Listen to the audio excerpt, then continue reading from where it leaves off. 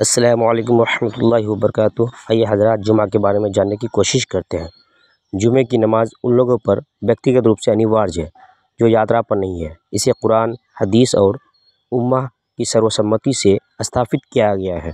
اسلام کی سب سے پرمکھ وشیشتاؤں میں سے ایک ہے، یعنی کہ جو لوگ یاترا پر ہے اسے چھوڑ کر سبھی لوگوں پر جمعہ کی نماز پڑھنا ضروری ہے۔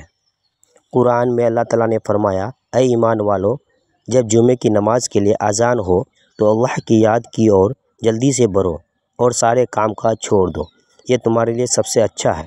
اگر تم جانو، اس آیت میں یاد کا مطلب جمعے کی نماز اور خطبہ ہے۔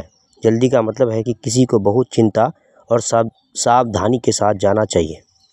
اللہ کے رسول صلی اللہ علیہ وسلم نے فرمایا، جو ویکتی شکروار کو اسنان کرتا ہے، جہاں تک سمبھو ہو خود کو شدھ کرتا ہے، اپنے بالوں میں تیل لگاتا ہے، عطر لگاتا ہے، مسجد کے لیے نکلتا ہے، جب وہ مسجد میں پہنچتا ہے تو وہ کسی کو بھی اپنی جگہ سے ہٹا کر نہیں بیٹھتا ہے، یتھا سمبھو نفل نماز پڑھتا ہے، جب امام خطبہ پڑھتا ہے تو وہ چپ چاپ رہتا ہے، تو پچھلے شکروار سے اب تک اس کے لیے سارے گناہ معاف کیے جاتے ہیں۔ بخاری شریف میں ہے۔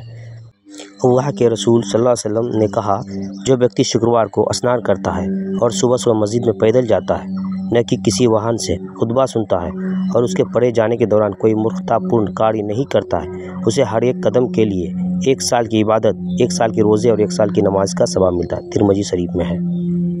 شکروار کی یعنی جمعے کی نماز ادا کرنے کی ودھی۔